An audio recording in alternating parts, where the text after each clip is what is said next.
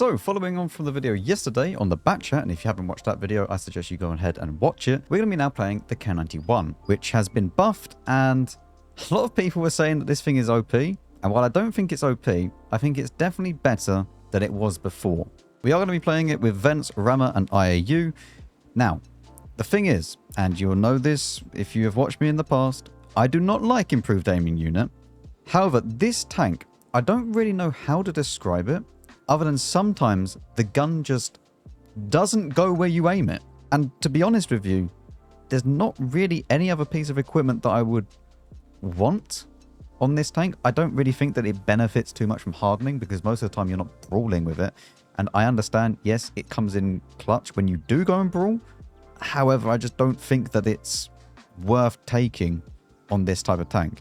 And I don't think that it needs a turbo, and we have a spotting build for the other build. So I'm just going to use IAU. And it definitely doesn't need stab. That's 100% for sure. And for the spotting build, we do have optics, CVS, and low noise. This means that your DPM is not as good because you don't have the rammer, you don't have vents. However, you still have 3.8k, which is more than enough. In fact, you have the same DPM as basically a Leo 1 with the field mods and a rammer, and that being like a bond rammer, like maxed out.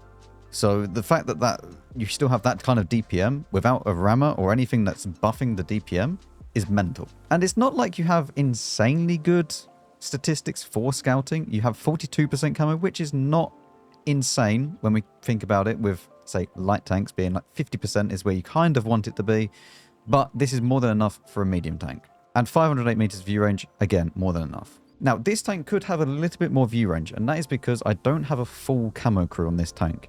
The reason for that will become apparent in a second. I'm just going to quickly show you all of the crew skills that I'm choosing. I'm not going to go through them all because it is taking way too long if I went and done that. But here we have it on the commander, which is also the radio operator on this vehicle. We have the gunner, which is the one that doesn't actually have camouflage, as you will see, but we're going to come back to him in a second. We have the driver, and also the loader. Now, the reason why the gunner doesn't have camo is because I value Deadeye quite a bit in this game. Now, for others that don't value Deadeye as much as I do, then that's fine. You could go ahead and choose concealment.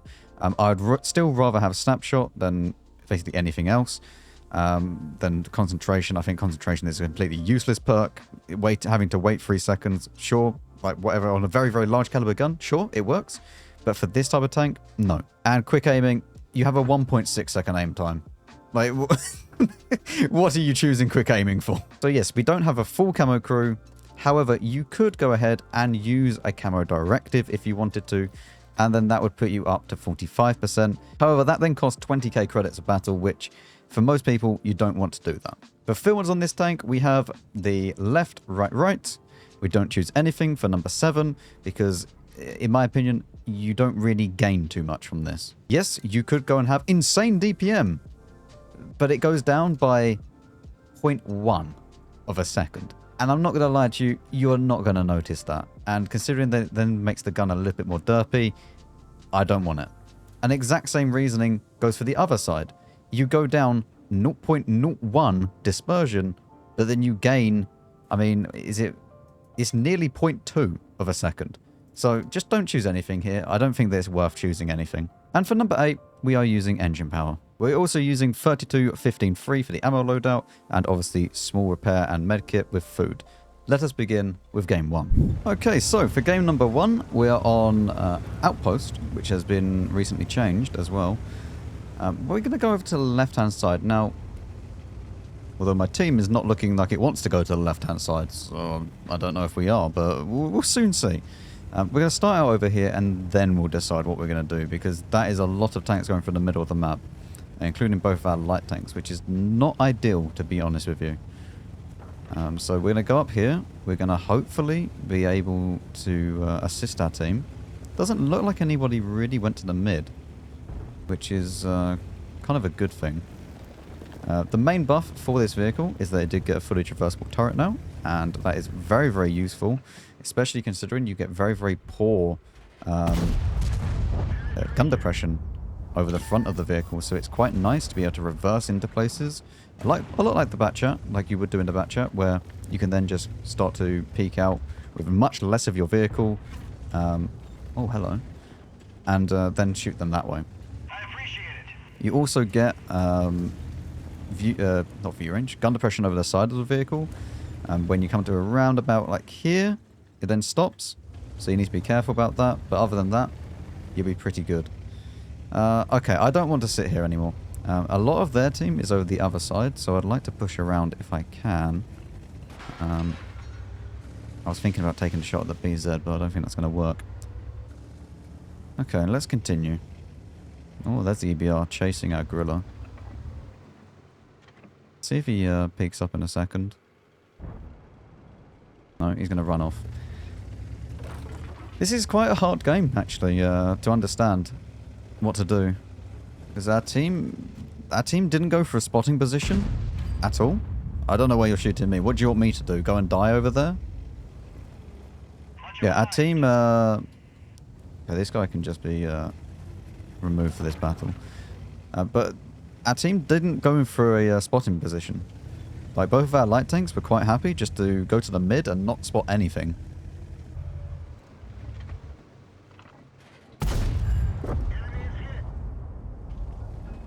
Didn't get spotted for that, which is very, very good. However, that then does mean that there's probably a Leo coming up here or around this way, so we need to be careful with that. Centurion Action 10 also. I'm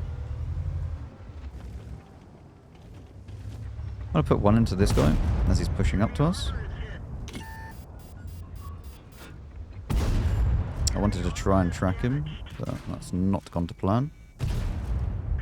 One into you again. Two into you. We'll repair the gun. And you are now dead. Okay.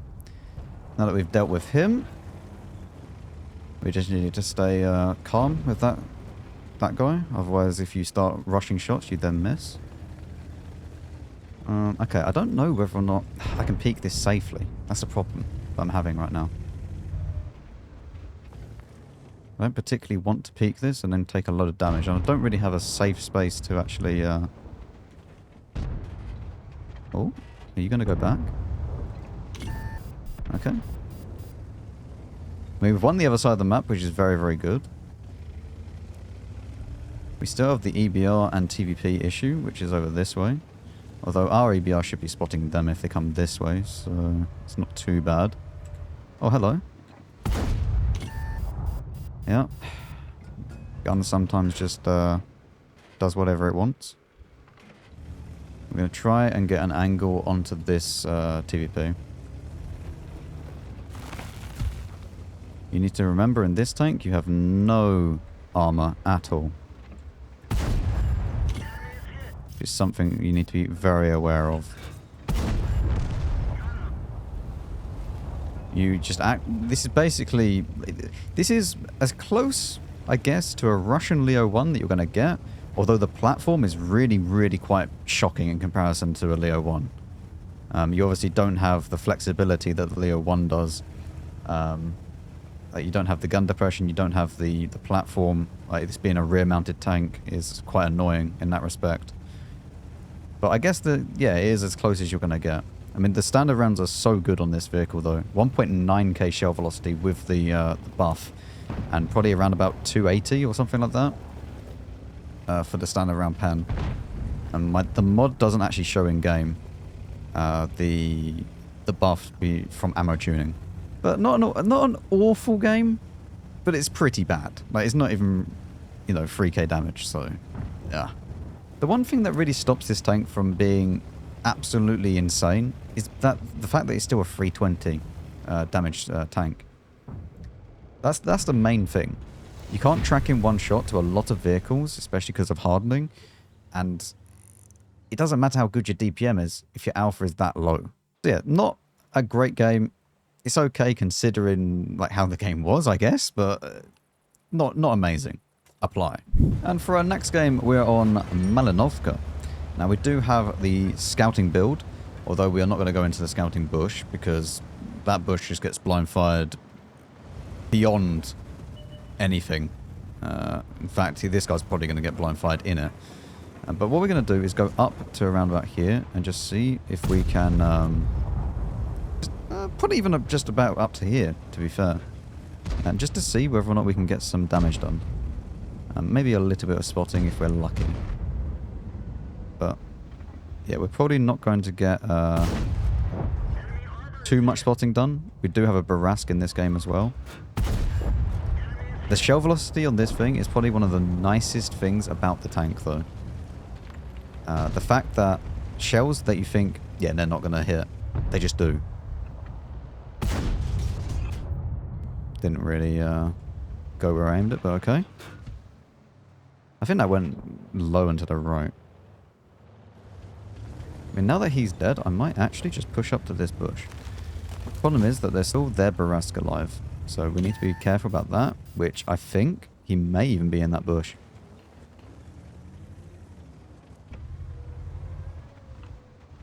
I'm not entirely sure. I'm getting splashes after this, so... Didn't get a splash there, though.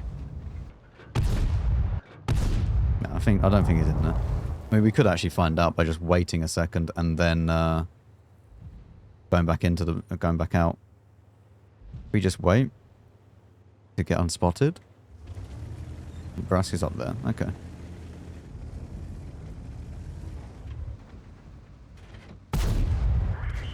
Okay. Still get spotted for it, though. Interesting. I'm guessing from the Renegade. I'm not going to continue shooting that because I don't want the T-49 to get blind fired because of me. They have a T-30 and they still have some carriers that are unspotted. Okay, you know what? We're going to go back then. We're going to go back up to around about here. There is a shot on this carrier back here, but... That is a very tight shot. Worth a try, though. Not really anything else to shoot at the moment, so...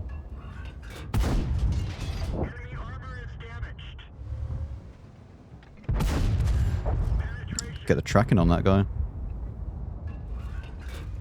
All of these, shooting behind the T-49 is quite worrying, though.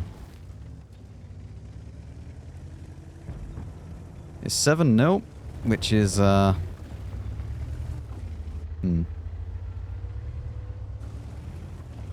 was actually about to go and do that myself. In that case, then, I'm going to go up this way. I'm going to go up this way, see if this Projector 46 is still around here. I don't think he is. There's the Renegade in front. One into you. We're getting spotted for this, but it's absolutely fine.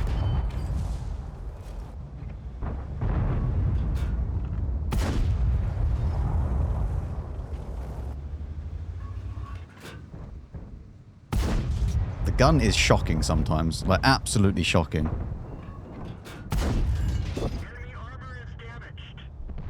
And for those of you saying, well, you're not fully aiming it. If I was shooting other guns, I'd be doing exactly the same thing, and it would be hitting more.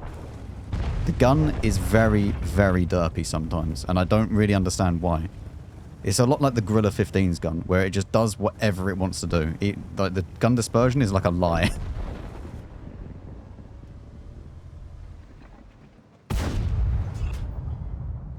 That one I didn't expect to hit. Okay. Interesting game. Game was way too fast for this though. 15-1. So yeah, we got nothing out of that game. Yeah, like 2.7k, which is absolutely pathetic. But there you go. Yeah, it's better to have the spotting build than not have the spotting build on that map, because if your light tank does go ahead and die early on, you can never predict, you know, what your light tank's going to do. I mean, we still nearly done more spotting than our light tank did, which is quite impressive.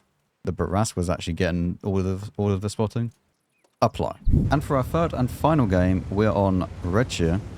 Now, I was very tempted to pick the scouting loadout. I'm almost tempted to put the scouting loadout and drop the low noise exhaust and put a rammer on it, because I think that it's genuinely better. Although, I was actually playing without a rammer while I was getting field mods for this on my main account. And I was using low noise, optics, low noise, and vents. Now, this is one of the only tanks that I would say can do that, is because the reload time is that low that it doesn't really make much of a difference between a rammer and vents. It's like 0.4 of a second, and you still then have like 4K DPM.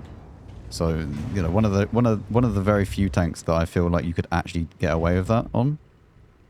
But I'm kind of tempted to do the same thing as a secondary loadout. Just have a little bit more DPM, but still be able to spot everything.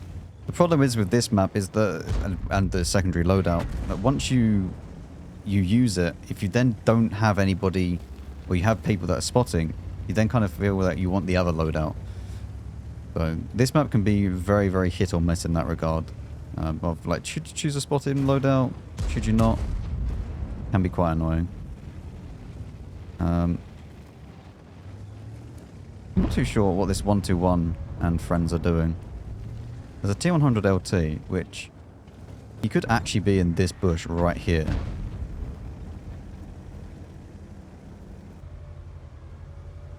He's not in this bush, I don't think, because he maybe is. This is a bit awkward. Our Tessak is sniping. Yep. We have a sniping Tessak, which is just fantastic. I guess he didn't get the memo that he's a light tank, but that's fine. Just see how much damage we can do before it looks like we just inevitably die.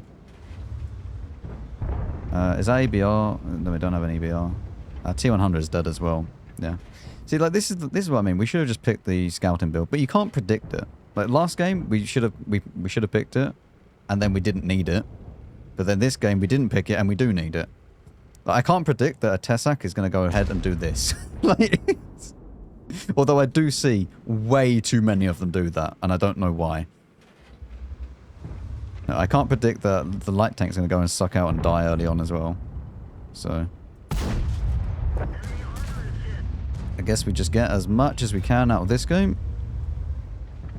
And if I would just continue playing normally, then you just move on to the next. But yeah, one of those things. Welcome to World of Tanks nowadays. I mean, it's not completely over, but not having any spotting is inhibiting us a lot. They still have their T100 as well. If he dies, we're in a better position. But if he stays alive, then honestly, we're just at the mercy of how good he is. That really gets me spotted by that 121B, I guess. Ugh. The Tessak's still sniping. Oh, man. I mean, the 121B has a lot of view range.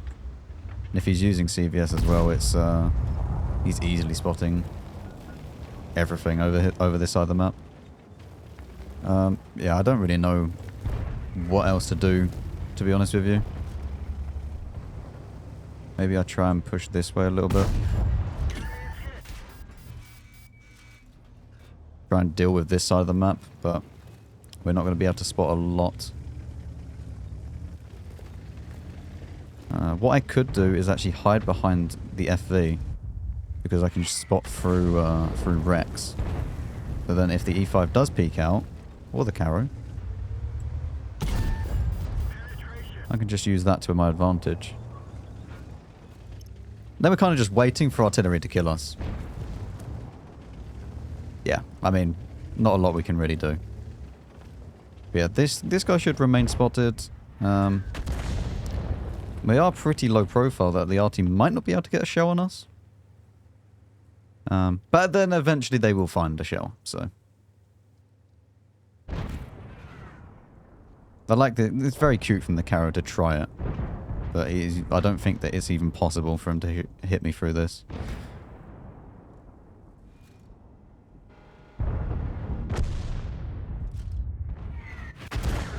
Yeah, artillery does make it. Yeah. Kind of just waiting for death. Very awkward moment to have. The Carrow's just... I don't know what this Carrow sees. Yeah, there you go. But yeah, I don't know what this team is. There's no winning this game with a team like that. I mean, 2k damage and 1k assistance. Yeah, I don't know. I think this tank is overhyped by a lot of people. Like, very, very much overhyped by a lot of people. When they see the DPM, they don't consider the alpha damage and how alpha damage ties into DPM. Because DPM is only good up to a certain point as long as the alpha damage is good. Which is why the Tortoise gun is like the perfect sweet spot. It has absolutely insane DPM, but still has that 400 alpha. Whereas with 320 alpha damage guns, they're just kind of pea shooters in nowadays world of tanks. They're not fun to play. I don't like the rear-mounted turret, even though that they've buffed it. And I think that this tank, although yes, a lot of people can do well in it, I think the vast majority of people are just going to suck out and die in this thing very, very easily. It's a tank that, on paper, looks absolutely insane. But in reality, the platform is awful. The alpha damage isn't enough. And that negates so much from the tank that it's not very enjoyable to play. I'd much rather have an STB-1 than this tank. Because the STB-1 has the higher alpha damage, has a much, much better platform that it's on, even though I really don't like the suspension mechanic. And it has similar DPM. So that's what I think about the K91. I think that if you didn't like the K91 before, you're not going to suddenly like the K91 now. If you loved the K91 before, then you're going to love it even more now. But I think the vast majority of people are not going to do that great in this thing. So thank you very much for watching. Let me know your thoughts on the K91 down below in the comments, and I'll see you all in the next one.